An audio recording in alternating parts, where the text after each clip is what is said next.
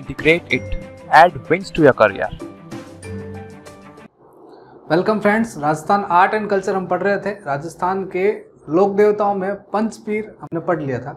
उसी क्रम में राजस्थान के और अन्य महत्वपूर्ण लोक देवताओं का अध्ययन हम करेंगे।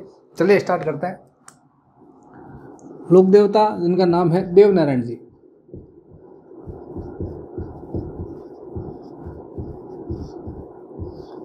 लोक देवता देवनारायण जी के प्रश्न किस तरह के बनते हैं एग्जाम में, वो सारी फैक्ट हम याद करेंगे।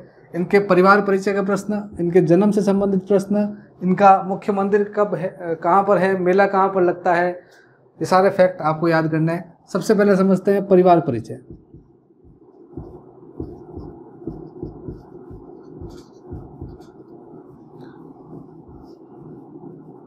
इनके पिताजी का नाम, माताजी का नाम। फैमिली इंट्रोडक्शन में सरल सरल से दो नाम याद करने हैं। तुलनात्मक आप सारी चीज़ याद कर सकते हैं। हमने गोगा जी याद किया था, वहाँ हमने याद किया गोगा जी के पिताजी का नाम जेवर जी था, माँ का नाम बादशाह देवी था। रामदेव जी पढ़ा, वहाँ पर हमने याद किया पिता का नाम जो था अजमल जी तंवर था, माँ का नाम मैणादे था। वैसे यहाँ पर भी देवनारायण जी जो है, इनके पिता का नाम सवाई भोज और माँ का नाम सेडू देवी। साडू देवी भी नाम मिलता है, साडू देवी सेडू देवी दोनों एक ही है, कंफ्यूज नहीं होना आपको। माता पिता का नाम इंट्रोडक्शन में आप याद कर सकते हैं। इनका जो जन्म स्थान है, वो जन्म स्थान याद रखें आप, आसिंद गांव भीलवाड़ा।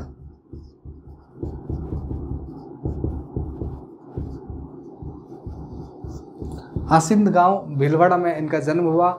माता पिताजी का नाम आपने याद किया, पिता का नाम सवाई भोज, माँ का नाम सेडू देवी। देवनारायण जी की जाति विशेष आप याद रखें, गुर्जर समाज के लोक देवता है, गुर्जर जाति के लोक देवता है। जाति याद रखना है गुर्जर जाति।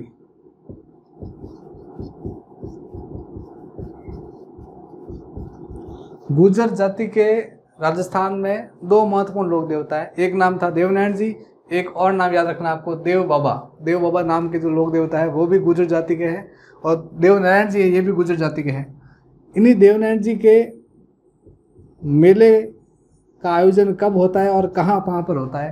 तो देवनारायण जी का जो मुख्य मंदिर है आसिंद गांव भीलवाड़ा, एक तो यहाँ लगता है मेला। मेला कब लगता है तो भाद्रपद महीने की शुक्ल पक्ष की सप्तमी को।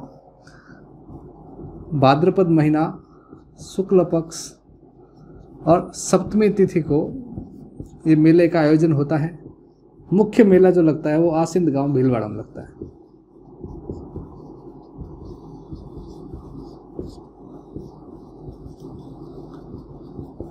अब देवनारायण जी पंचपीर में शामिल नहीं है, ये आपको ध्यान रखना है। देवनारायण जी के मंदिर में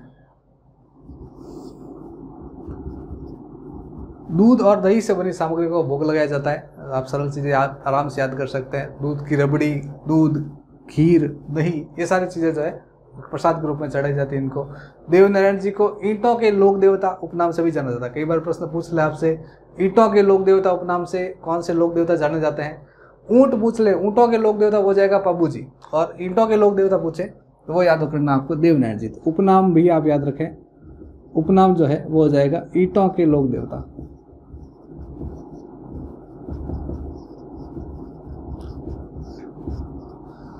अब देवनारायण जी का सबसे महत्वपूर्ण प्रश्न, जिनके बारे में हर बार प्रश्न पूछा जाता है, नाम याद करना है फड़। देवनारायण जी की फड़।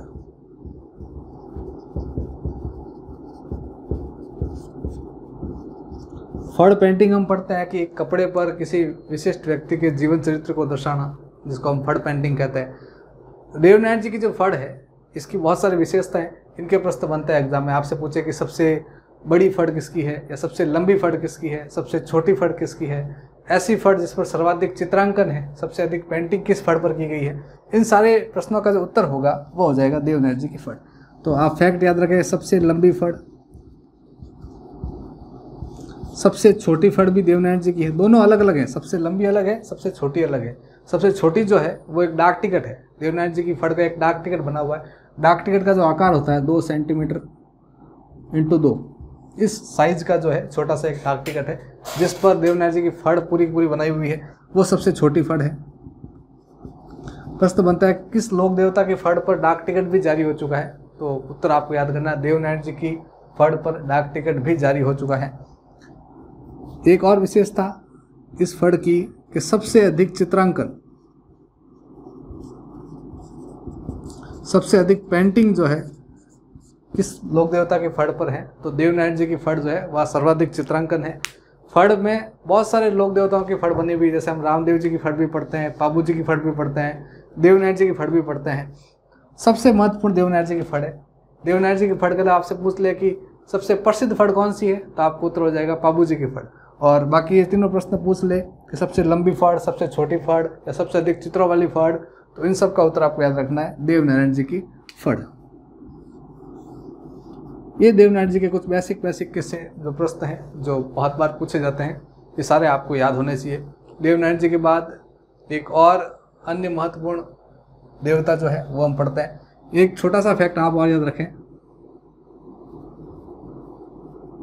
देवनारायण जी के घोड़ी का नाम जो है लीलागर। एक फैक्ट है, इंपॉर्टेंट है, आप याद रखें। देवनारायण जी के घोड़ी का नाम जो है वह है लीलागर।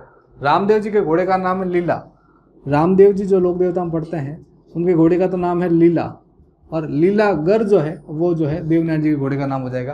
दोनों डिफरेंस करते हुए तुलनात्मक आप याद रखें। लीला तो रामदेव जी का, लीलागर पूछ ले तो वो हो जाएगा देवनारायण जी का। देवनारायण जी के बाद एक और महत्वपूर्ण लोक देवता तेजा जी।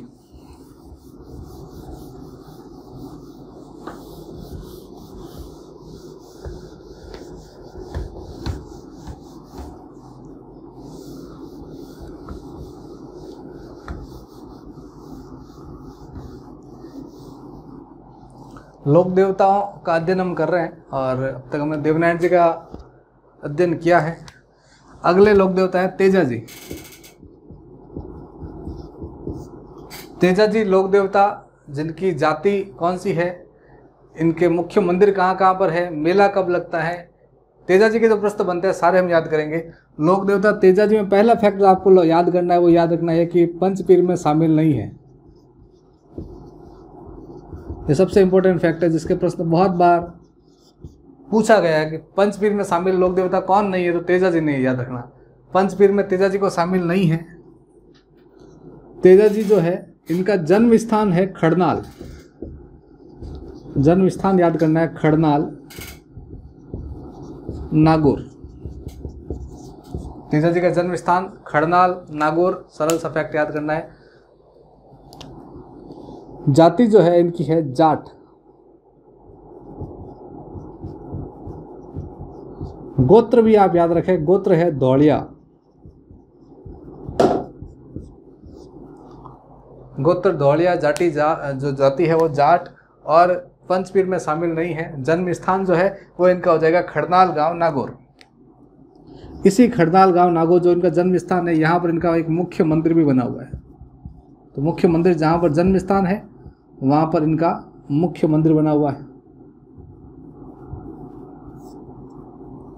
और इसी मुख्य मंदिर में मेला भी लगेगा।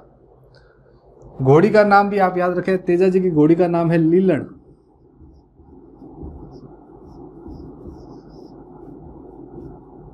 और तेजा जी की मृत्यु का समाचार इसी घोड़ी ने पहुंचाया था, लीलन घोड़ी नहीं। आप नाम याद रखें, घोड़ी का नाम है लीलन।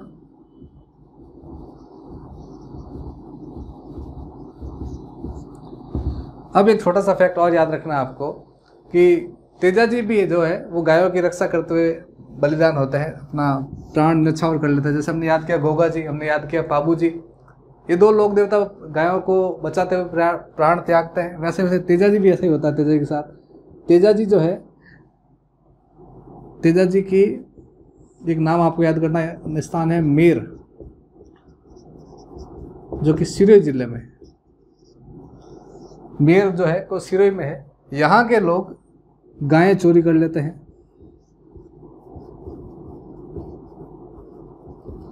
और इन गायों को बचाते हुए तेजा जी जो है जा रहे होते हैं गायों को बचाने के लिए। रास्ते में इनको सांप मिल जाता है, और वो सांप इनको आगे जाने नहीं देता है। तेजा जी उन सांप को एक वचन देते हैं कि मुझे एक इम्पोर्टेंट काम है वो करना है, पहले गायों को बचाना है, वापस मैं इसी स्थान पर आऊँगा, उस टाइम मुझे डस लेना। और ऐसा वचन देकर तेजा जी गायों को बचाने निकल जाते हैं। उन गायों को छुड़ाते हैं मेर के मीणाओं से, गायों को बचा लेते हैं, और वापस रिटर्न आते समय उसी स्थान पर खड़े हो जाते हैं जहाँ पर वो सांप उसे मिलता है। बाद में वो सांप जो है, तेजा जी की स्थिति ऐसी होती है उस समय युद्ध में लड़ते समय उनका जो शरीर पूरा का पूरा है वो खून से लथपथ रहता है, तो तेजा जी की जीभ जो है उस स्थान पर खून नहीं होता है, तो अपनी जीभ पर वो सर्पदंश अपनी इच्छा से स्वीकार करते हैं और उसी सर्पदंश से जो है तेजा जी की मृत्यु भी हो जाती है। तो स्थान आपको याद करना है सुरसुरा, ब्यावर, अजमेर। और एक और नाम याद करना है सिंदरिया, ये भी अजमेर में ही है, जहां पर तेजा जी के मृत्यु का समाचार मिलता है। और इन्हीं स्थानों पर जो है अन्य मंदिर भी बने हुए हैं, आप ये भी याद रखें। और तेजा जी के मृत्यु का समाचार इनकी घोड़ी लीलन द्वारा पहुंचाया गया। तेजा जी की मृत्यु का समाचार घोड़ी लीलन द्वारा पहुंचाया गया। एक सरल सरल से प्रश्न जो बनते हैं वो आपको सबसे पहले समझते हैं कि इनका जन्म स्थान कौन सा है। आप याद रखें खड़नाल नागौर। इनका मुख्य मंदिर कहाँ पर है? खड़नाल नागौर में। अन्य मंदिर में आप याद रखें सुरसुरा, ब्यावर अजमेर में, सिंदरिया अजमेर, यहाँ पर भी अन्य मंदिर हैं। और तेजा जी जो लोक देवता है इनका जो मेला लगेगा वो लगेगा तेजा दशमी के दिन। तेजा चौक कहाँ पर है? तो याद रखें अजमेर के अंदर है तेजा चौक।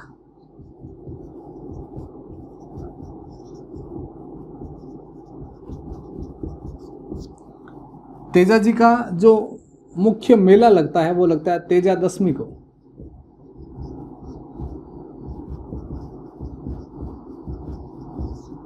और तेजा दशमी जो मनाई जाती है वो भाद्रपद महीने की शुक्ल पक्ष की दशमी को मनाई जाती है। तो एक सामान्य सा परिचय हम याद कर रहे हैं। एग्जाम के पॉइंट ऑफ व्यू से जो जो फैक्ट इंपॉर्टेंट है उन सब पर हम चर्चा कर रहे हैं। आप आराम से याद रखें, तेजा जी पंचवीर में शामिल नहीं है। इनका जो मेला लगेगा वो गोगा दशमी को लगता है, तेजा दशमी को लगता है। और तेजा दशमी जो है भाद्रपद शुक्ल दशमी को आयोजित होती है। अब तेजा दशमी नाम आया है तो एक फैक्ट और आपको याद होना चाहिए।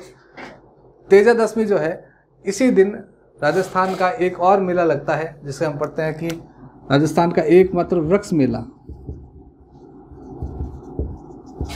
खेजड़ली गांव जोधपुर।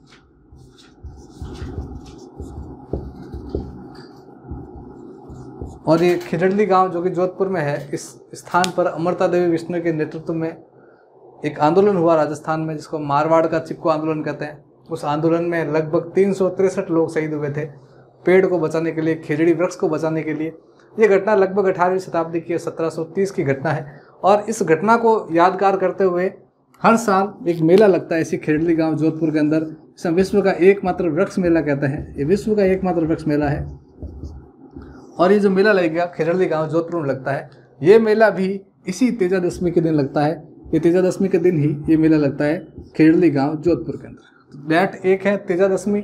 तेजा दशमी जो मनाई जाती है भाद्रपद महीने की शुक्ल पक्ष की दशमी को मनाई जाती है। और इस दिन दो मेले याद करने हैं आपको, तेजा जी का मेला और जो खड़नाल नागौर में लगता है। और दूसरा आपको फैक्ट याद करना था, खेजड़ी गांव जोधपुर के अंदर ये भी मेला लगता है। एक और प्रश्न आप याद रखें, तेजा जी पशु मेला, दूसरा एक इम्पोर्टेंट फैक्ट सरल सा है जिनका प्रश्न बहुत बार बनता है एग्जाम में।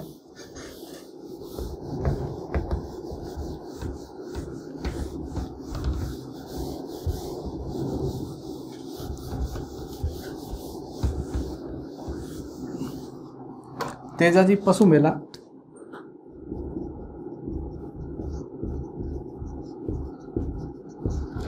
तेजा जी पशु मेला जो है वो राजस्थान का सबसे बड़ा पशु मेला है। और ये पशु मेला पर्वतसर नागौर में लगता है। पर्वतसर नागौर में लगता है मेला राजस्थान। इस मेले की विशेषता याद रखें, सबसे बड़ा पशु मेला राजस्थान का। और इसी मेले की एक और विशेषता ये भी है कि इस मेले से राजस्थान सरकार को सर्वाधिक राजस्व प्राप्ति भी होती है।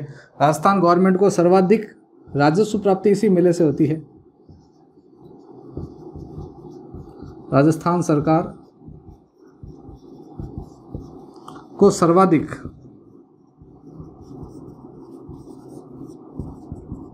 राजस्व प्राप्ति भी इसी मेले से होती है।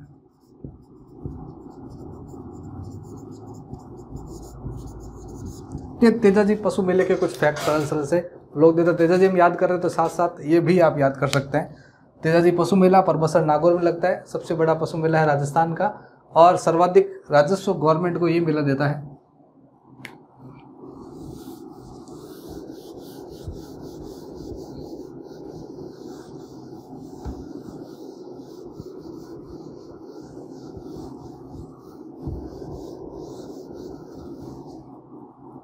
अब अन्य लोक देवताओं में एक और लोक देवता जिनका नाम है कल्लाजी राठौड़।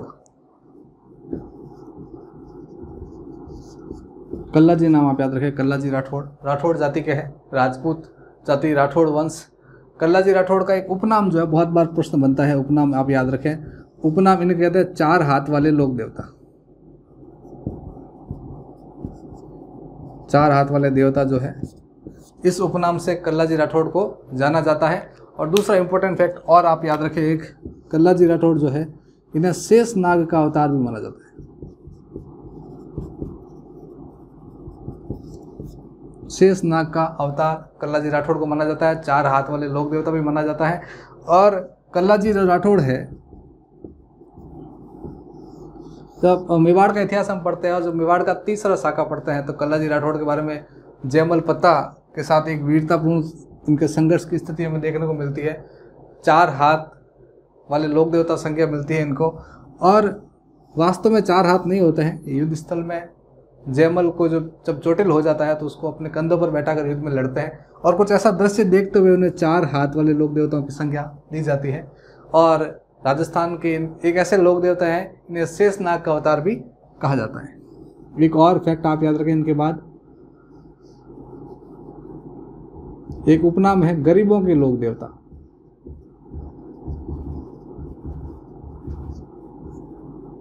एक सरल सा फैक्ट है, गरीबों के लोक देवता उपनाम से कौन कौन जाने जाते हैं। तो वहाँ 2 लोक देवता हैं, 2 नाम हैं, चाचा भतीजे की जोड़ी है। दोनों के नाम आप याद रखें, डूंगर जी और जवाहर जी। ये 2 ऐसे लोक देवता हैं जिन्हें गरीबों के लोक देवता कहा जाता है। क्यों कहा जाता है, कारण क्या है, सरल सा फैक्ट याद करना है। ये लोग क्या करते थे, जब 1857 की क्रांति का समय चल रहा था, ये अमीरों का धन लूटकर गरीबों में बांट देते थे और उनकी सहायता करते थे। इसलिए इन्हें इस उपनाम से जाना जाता है, गरीबों के लोक देवता। इन दोनों आपस में, इन दोनों का भी एक रिश्ता है, एक चाचा है और दूसरा उनका भतीजा है। तो चाचा भतीजे की ये जोड़ी है। चाचा का नाम है डूंगर जी, भतीजे का नाम है जवाहर जी। दोनों जो है कहाँ के हैं, जिला आप याद रखें। ये मूलतः जो इनका जो मूल स्थान है ये सीकर के है, शेखावटी क्षेत्र का है ये सीकर। और डूंगर जी जवाहर जी, जिन्हें गरीबों के लोक देवता उपनाम से जाना जाता है। याद रखें, गरीबों के लोक देवता डूंगर जी और जवाहर जी, मूलतः सीकर के हैं। चाचा हैं डूंगर जी, भतीजा है जवाहर जी। इनके द्वारा किए गए काम में 2 फैक्ट आप याद रखें। 1857 की क्रांति के समय सक्रिय थे ये। और दूसरा फैक्ट और याद रखना आपको कि ये जो चाचा भतीजा की जोड़ी है, इनका मुख्य उद्देश्य यही था कि अमीरों का धन लूटकर गरीबों में बांटना।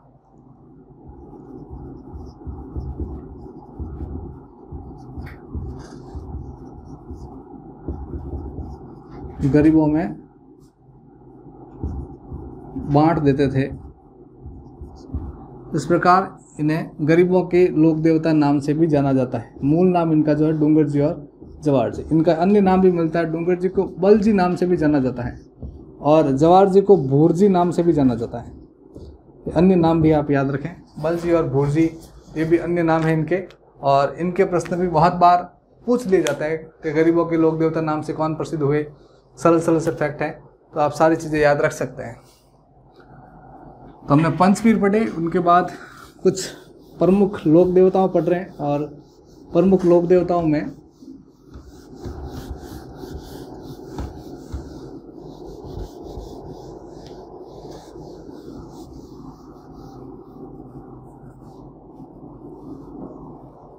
राजस्थान के प्रमुख लोक देवता, जहाँ हमने अब तक विभिन्न लोक देवताओं का अध्ययन किया। अब कुछ एक्स्ट्रा फैक्ट जो आपको याद करने हैं, सरल सरल से, जहाँ तुलनात्मक प्रश्न बनते हैं। अब एग्जाम के पॉइंट ऑफ व्यू से पूरा चैप्टर पढ़ लेने के बाद आपको कैसे कवर करना है, कैसे हैंडल करना है प्रश्न को, कुछ चीज़ें वो समझनी है आपको प्रैक्टिकली। जैसे सारा टॉपिक पढ़ लेने के बाद आपको वहाँ से एग्जाम में प्रश्न जब पूछा जाएगा, हर चैप्टर को तुलनात्मक तैयार करना है। किस वे में, जैसे एग्जाम्पल लेता हूँ मैं एक छोटा सा, आपसे कोई भी 4 लोक देवता पूछे जा सकते हैं। जैसे मैं एग्जांपल लूँ, देव नारायण जी, रामदेव जी, गोगा जी और तेजा जी। तो मान लीजिए 4 एग्जाम्पल लिए मैंने, और इन 4 नाम के साथ तुलनात्मक प्रश्न कैसे कैसे बन सकते हैं, चारों के क्रॉस मैच के प्रश्न कैसे बनते हैं, वो थोड़ा आप याद रखें। जैसे 4 ऑप्शन दे दें आपको, A, B, C और D, और इन चारों को क्रॉस मैच में आपसे पूछे, पहला प्रश्न पूछे आपसे कि इनका प्रमुख मंदिर कौन सा है या प्रसिद्ध मंदिर कौन सा है, या निम्न में से गलत विकल्प चुनिए, निम्न में से सही विकल्प चुनिए। तो सही पूछे तो 3 ऑप्शन गलत होगा, 1 ऑप्शन सही होगा। निम्न में से गलत ऑप्शन सेलेक्ट करो, ऐसे आपसे पूछे तो 3 सही होगा, 1 गलत होगा। वो है ना, आराम से आप प्रश्न देखकर प्रश्न को हैंडल करने से पहले तसल्ली से पढ़े। पहला टिप्स एक ही है कि आप कोई भी प्रश्न पढ़े, सॉल्व करने से पहले उस प्रश्न को एक बार बारीकी से अच्छे से पढ़ ले, उसके बाद ही आंसर जो है ओमार शीट में आप भरें। यहाँ जो प्रश्न आप प्रैक्टिकल समझ रहे हैं, 4 ऑप्शन लिखे हैं मैंने, और 4 लोक देवताओं से 4 तरह के प्रश्न बना के समझाऊंगा मैं आपको। प्रसिद्ध मंदिर, अब मैंने लिखा देवनारायण जी, तो एक नाम आपको दिमाग में आना चाहिए। देवनारायण जी नाम सुनते ही आसिंद, देवनारायण जी जैसे आपने नाम सुना आपके दिमाग में जस्ट क्लिक करना चाहिए आसिंद, प्रसिद्ध मंदिर आसिंद में है, और आसिंद दिख जाए ऑप्शन में देवनारायण जी के सामने, तो ये लाइन सही है। 2 तरह के प्रश्न बनते हैं, एक तो गलत सुनो, गलत कौन सा वो सेलेक्ट करो, या राइट कौन सा वो सेलेक्ट करो, और तीसरा पैटर्न जो बनता है वो बनता है क्रॉस मैच का। 4 ऑप्शन होंगे आपस में, उनका मिलान करो ABCD से, इस बेस में प्रश्न बनता है। और ये दोनों काफ़ी टाइम से पूछे जा रहे हैं। एक और नया ट्रेंडिंग टॉपिक भी है, वो आ रहा है स्टेटमेंट बेस्ड प्रश्न जो बनता है, कथन 1, कथन 2 स्टेटमेंट दे दिया। मान लीजिए आपने लोक देवता देवनारायण जी पढ़ लिया, आपने पढ़ लिया, बाबूजी भी पढ़ लिया, और प्रश्न एक एग्जाम्पल अगर आप याद रखें स्टेटमेंट वाला प्रश्न, वो भी हम थोड़ा याद करेंगे। पहले एक बार ये समझ लेते हैं, प्रसिद्ध मंदिर हमने याद किया आसिंद। दूसरा रामदेव जी, आप सबको पता होना चाहिए, रामदेव जी का मुख्य मंदिर है रुणेचा। गोगा जी, आप सबको पता है गोगा मेडी, गोगा मेडी कहाँ पर है ये भी पता होना चाहिए आप सबको। लोक देवता जब गोगा मेडी हम पढ़ते हैं तो गोगा मेडी का जो मुख्य स्थान है वो नौहर हनुमानगढ़ में है। और चौथा स्थान है तेजा जी, जिनका जन्म स्थान आप सबको जानते हैं खड़नाल। अब ये 4 ऑप्शन आपके सामने उत्तर हो जाएंगे। अब इनको आपस में एक्सचेंज करके पूछ ले, इस ऑप्शन को इधर डाल दे, इस ऑप्शन को इधर डाल दे, आपस में क्रॉस मैच करके पूछ ले कि इसको सॉल्व करो। वो सब सॉल्व करना आपको सीखना होगा, आपको प्रैक्टिस करनी पड़ेगी, तो ही आप कर पाओगे। अदरवाइज एग्जाम में आप एक एक लोक देवता रट के चले गए और ऐसे तुलनात्मक प्रश्न पूछ लिए तो वहाँ पर आप सॉल्व नहीं कर पाओगे। इसलिए प्रैक्टिस करें तो ही आप कर पाओगे। एक तो इस पैटर्न पे प्रश्न बनते हैं वो समझना था। और इस पैटर्न में आप प्रश्न बनाएं, ज़्यादा से ज़्यादा कोशिश करें। आप जितने प्रश्न खुद बनाओगे, जितने आप प्रश्न खुद प्रिपेयर करोगे चैप्टर को पढ़ लेने के बाद, उतना ही ज़्यादा फायदा मिलेगा आपको एग्जाम में। ये तो एक एग्जाम्पल लिया हमने, जैसे प्रसिद्ध मंदिर की जगह मैं लिख लूँ पिता का नाम, मैं लिख दूँ माता जी का नाम, मैं लिख दूँ घोड़ी का नाम, मैं कुछ भी लिख लूँ यहाँ पर, तो उस फैक्ट से संबंधित चारों का तुलनात्मक आपको अध्ययन होना चाहिए। जैसे एक एग्जाम्पल और लूँ, देवनारायण जी जो है, इन देवनारायण जी के हम सभी याद करते हैं कि जो फड़ है, फड़ का प्रश्न बहुत बार पूछा जाता रहता है। और तुलनात्मक अगर मैं कथन वाला प्रश्न याद करना चाहूँ तो स्टेटमेंट बेस में जो 2 प्रश्न बनते हैं, पहला स्टेटमेंट, दूसरा स्टेटमेंट। पहला प्रश्न जैसे मैं ऑप्शन 1 लिख रहा हूँ कि देवनारायण जी की जो फड़ है वो सबसे प्रसिद्ध फड़ है। पहला स्टेटमेंट मैंने लिखा कि सबसे प्रसिद्ध फड़ देवनारायण जी की है। दूसरा स्टेटमेंट मैं लिख लूं, देवनारायण जी की फड़